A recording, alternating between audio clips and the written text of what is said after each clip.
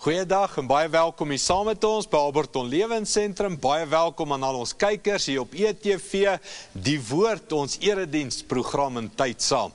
Nou ons is hierdie maand besig met 'n reeks oor die visie vir 2015. En die visie is soek allereers die koninkryk. En wat ons behandel is, ons behandel die geheime van die koninkryk. Vandag se geheim, die koninkryk is jy nooit alleen nie. Voordat ons daarna gaan kyk, kom ons staan op en kom ons sing saam. Savior, he can move the mountains. My God is mighty to save. He is mighty to save. Forever, author of salvation. He rose and conquered the grave. Jesus conquered the grave. Shine your light and let the whole world see. We're singing for the glory of the risen King. Jesus, shine your light and let the whole world see. We're singing for the glory of the risen King. Savior, he can move the mountains. My God is mighty to save. He is mighty to save. Forever, author of salvation. He rose and conquered the grave. Jesus conquered the grave. Savior, he can move the mountains. My God is mighty to save. He is mighty to save. Forever, author of salvation. He rose and conquered the grave. Jesus conquered the grave.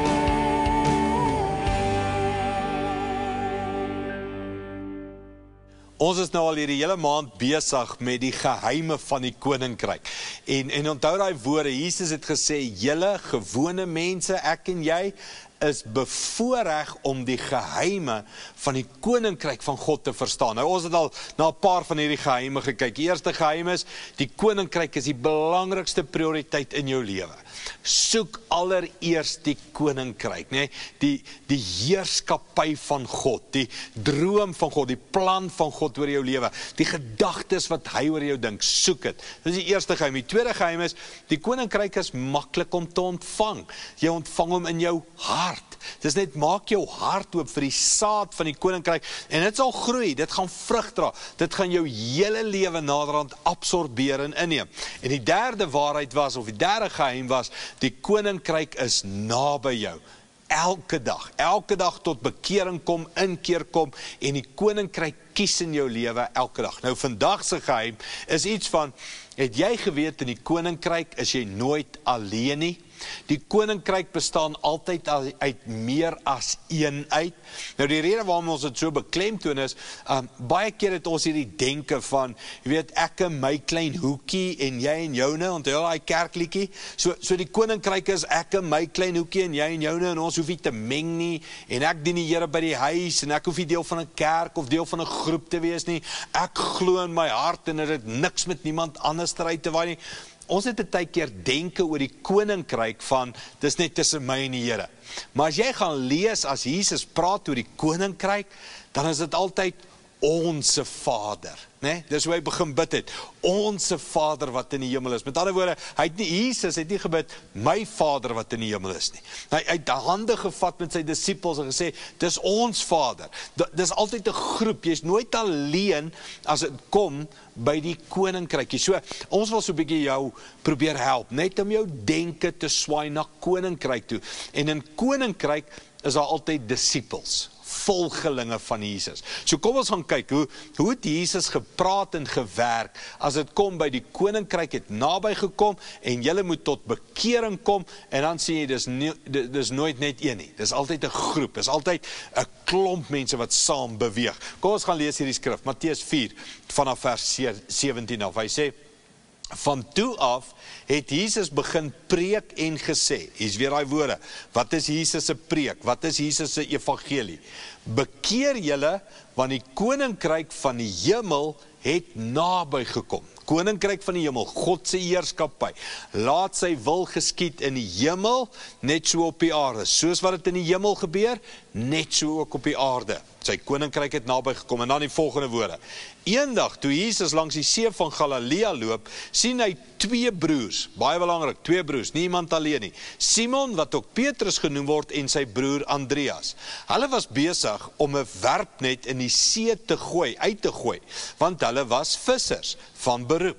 Hy sê toe vir hulle, kom hier, kom saam met my, en ek sal julle vissers van mense maak. Hulle het dadelik die nette gelos en hom gevolg. Toe hy daarvandaan verder gaan, sien hy 2 ander broers, Jakobus, 'n seun van Zebedeus, en sy broer Johannes.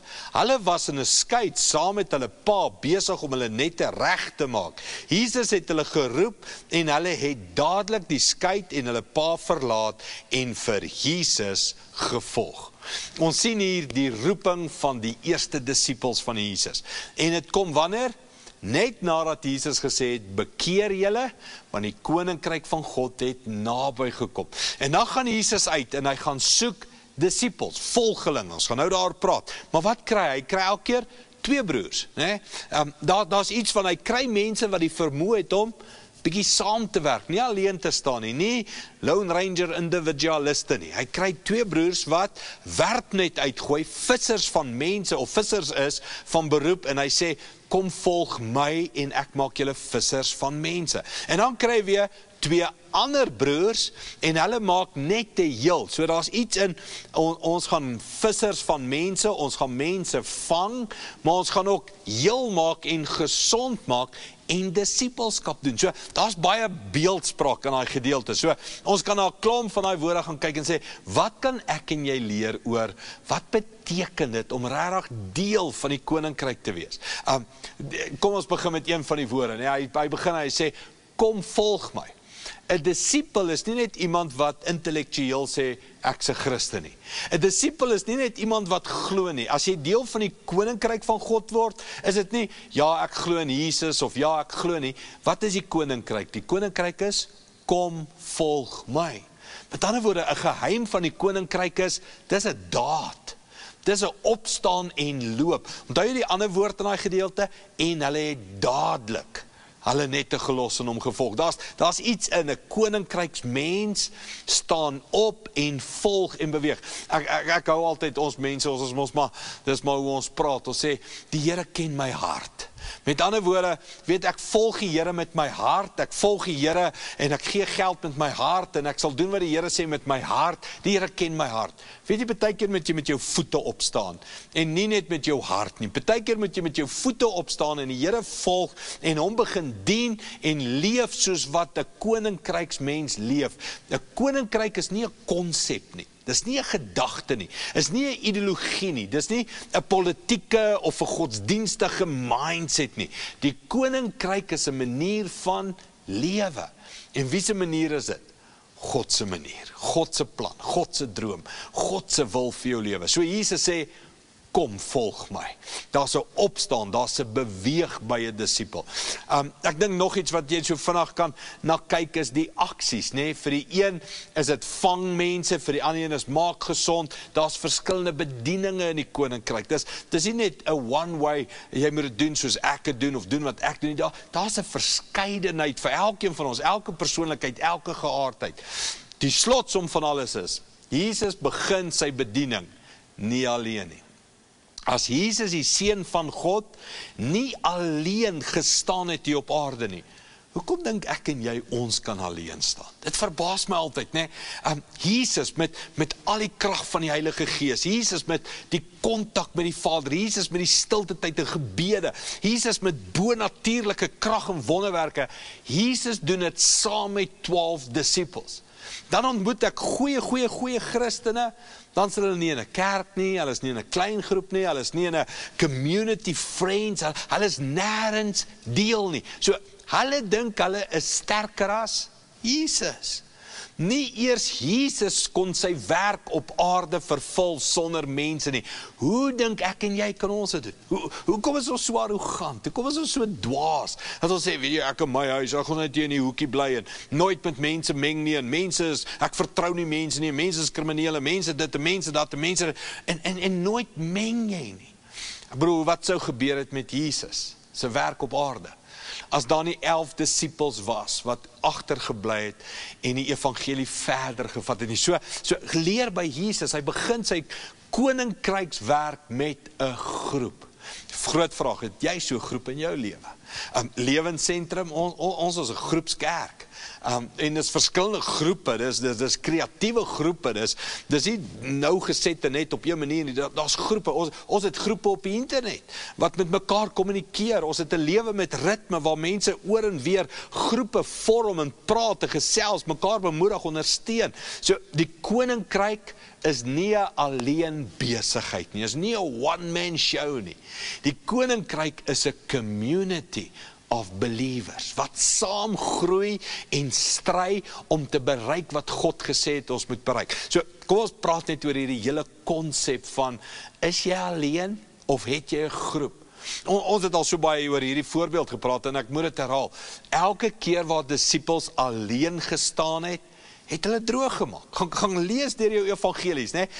Waar Petrus alleen op die water loop, het hy gesink. Want wat het gebeur? Hy het begin kyk na die golwe en die wind en al die weer en alles hom op, en sy oë was op verkeerde goed en hy het gesink, want hy is alleen. Toe Judas alleen na die owerhede toe gegaan het, het hy Jesus verraai. Toe Petrus alleen by die vuur staan, het hy Jesus verloon. So, ek gaan vir jou voorbeelde wys van elke keer as disippels iewers alleen operate, maak hulle droog. Het jy het al in jou lewe ook agtergekom? As jy alleen is, weg van goeie, gesonde vriende, wat Jesus saam met jou volg, dan begin jy val vir versoekings, jy begin jou jammer kry, jy raak vol bitterheid, jy raak vol jaloesie en al die ander goed, maar wanneer jy saam is daar iemand wat jou help. Ek dink aan Prediker, né? Prediker sê, waar daar 2 saam is, lê hulle warm, maar een alleen, en waar 3 saam is dit 'n sterk koord, en wanneer een val, kan die ander een hom ophelp. Dit werk nie in ons koninkryk, in God se koninkryk, werk alleen staan nie. Nou, hierdie beginsels wat Jesus hiervan praat, van in my koninkryk is jy nooit alleen nie, dis 'n geheim eintlik. Dit is 'n krag wat tot my en jou beskikking is, en die duiwel wil nie jy moet hierdie geheim ontdek nie. Die duiwel wil hê jy moet 'n hoogmoedige alleen Christen wees, wat jouself jammer kry, of wat seker is, jy kan alles alleen doen, en jy sal alright wees, en jy sal oorleef alleen. En die duiwel is so bang jy ontdek die krag van vriende, gemeenskap, gemeente, liefde, van die koninkryk van God om jou, om saam te groei. So as ons hierna kyk, nee, moet ons die vraag beantwoord, het jy deel geword van die koninkryk van Jesus, wat klomp is, of is jy in 'n individualistiese koninkryk? Hier by ons gemeente praat ons van die term, word 'n totaal toegewyde, geesvervulde volgeling van Jesus. Nou daai woordjie, volgeling van Jesus, 'n volgeling het so naby aan Jesus geloop, dat die stof van sy voete moes op jou voete val. Dit was die spreekwoord in daardie dae, van as jy 'n rabbi het, en jy's 'n disipel, dan moet sy stof op jou val. Nou die vraag is, wat is 'n volgeling? Wat is 'n disipel van Jesus? Hoe is jy deel van die koninkryk? Daar's mooi beskrywings daaroor. Hulle sê, 'n disipel of 'n volgeling van Jesus is altyd in die proses om te leer en te kyk, hoe kan hy meer soos Jesus wees? Hoe kan hy hom beter volg? Hoe kan hy leer by sy voorbeeld van hoe om te leef? So, die vraag is jy besig om met 'n crowd Jesus te volg, saam in die rigting te gaan en in sy voetspore te wandel, of loop jy daai alleen pad? Daai gevaarlike pad, van ek dien nou die Here, nou val ek terug, nou klim ek weer op, nou gaan ek bid hierdie jaar gaan ek dit reg kry, 2 maande in die jaar, en is jy alleen, en niemand help jou, niemand tel jou op, niemand dra jou nie. So hier is Jesus 'n wysheid vir jou en my. Die koninkryk is jy nooit alleen nie. Ons moet mekaar se hande vat. So, wat gaan jy doen? En hier is die moeilikheid, né? Ons moet waag. Ek moet iemand nooi, ek moet met iemand praat, ek moet my huis dalk oopmaak, ek moet kerk toe gaan en daar bevriend raak en koffie drink saam met iemand of wat ook al. So hierdie waagstuk om 'n deel van die koninkryk van Jesus te wees, is 'n waagstuk om mense toe te laat om naby jou te kom en om deel van jou lewe te wees. Nou, ons moet nie roekeloos wees daarmee nie, maar is deel van God se koninkryksbeginsel. Wees 'n volgeling van Jesus. Kan ek jou nog 'n voorbeeld van 'n volgeling gebruik? Daar's 'n verskil tussen 'n fan en 'n follower. Mooi twee Engelse woorde, né? Is jy net 'n aanhanger of is jy 'n volgeling? Kom ek gee vir die voorbeelde. 'n Aanhanger is iemand wat sit en kyk Jesus doen wonderwerke. En dan gee Jesus applaus en sê, mooi wonderwerk, goeie wonderwerk. Hy het die brood vermeer. Mooi wonderwerk, goeie wonderwerk. En môre volg jy hom weer vir die volgende wonderwerk. Met ander woorde, wat se kos gee hy vandag vir ons? Wat gaan hy nou vermeerder? Wat se haas gaan hy nou uit die hoed uittrek? Met ander woorde, jy's 'n spectator. Jy kyk net na Jesus van die kant af. Daar's 'n ander manier van lewe. En dis nie net, ek's 'n fan van Jesus en gee hom applaus nie. Ek is een van die manne wat die mandjies dra en wat die broodjies en die visies uitdeel vir die mense. En ek het behind the scene, agter die stage, het ek toegang tot die meeste. Nou ons almal ken daai prentjie, né? As daar 'n kunstenaar kom in jou dorp en 'n show hou en die hele dorp is by die fees, dan loop mense met so 'n kaartjie, 'n backstage pas, nee, en ons almal soek daai goed, want nou kan jy agter die stage gaan en jy kan jou gunsteling sanger of wat ook al ontmoet en 'n foto neem en al hierdie klas van goed. Dis die verskil. 'n Fan is voor in die gehoor en hy kyk en hy gee applaus vir Jesus. 'n Volgeling het 'n backstage pas. 'n Volgeling kom agter die stage en is deel van die team, deel van die span wat die koninkryk van God laat kom. Nou, hier is jou uitnodiging. Jesus sê, die koninkryk van God het naby gekom. Kom volg my. En ek wil jou gebruik, saam met 'n community. Ek het altyd 2 in gedagte. Die disippels het altyd 2 uitgegaan en gaan bedien. En Jesus sê, kom volg my in 'n groep, in 'n community, en kom ons gaan vermeerder die brood. Kom ons gaan deel uit. Kom ek leer jou backstage die krag van my koninkryk. Ek weet nie van jou nie. Ek wil backstage gaan. Dis maar net hoe my persoonlikheid ook is. Ek wil deel wees van die span, die inspan, die wenspan van Jesus, wat sien en first hand beleef hoe hy wonderwerke doen. Hier is die uitnodiging. Die koninkryk van God het naby aan jou gekom en hy roep jou om hom te volg en deel te wees van 'n community van sy volgelinge wat sy koninkryk laat kom. Daar's 'n uitnodiging vir jou. Kom ons luister na hierdie volgende lied.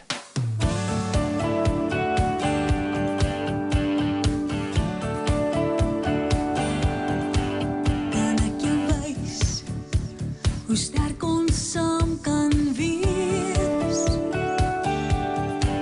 Kan ek jou wys as ons in liefde leef? As ons saam steeds nader groei aan hom.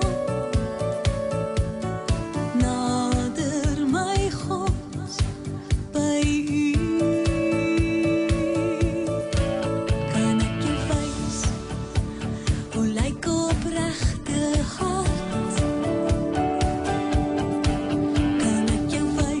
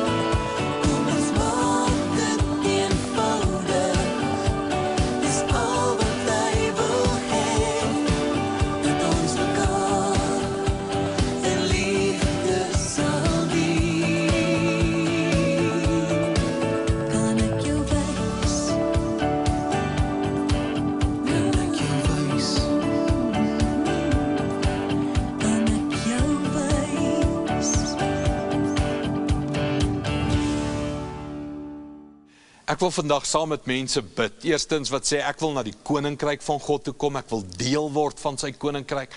Maar ook vir mense wat sê, anders ek is moeg om alleen te wees. Ek het al soveel keer die Here gekies en besluit ek gaan hom dien, maar dan val ek en daar's niemand om my op te help nie. Wat sê ek soek goeie vriende in my lewe. Wat saam met my die Here sal dien, wat saam met my totaal toegewyde, geesvervulde volgelinge van Jesus sal wees. Mense wat sê, Andries bid, laat die Here vir my sulke vriende in my lewe stuur. Kom ons bid dit nou saam.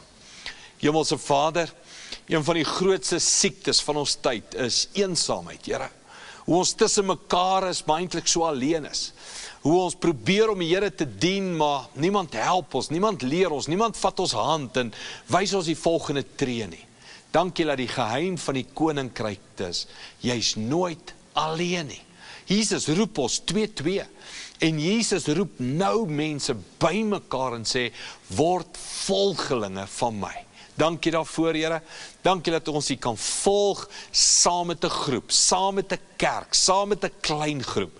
Dankie daarvoor, Here, in Jesus naam. Amen.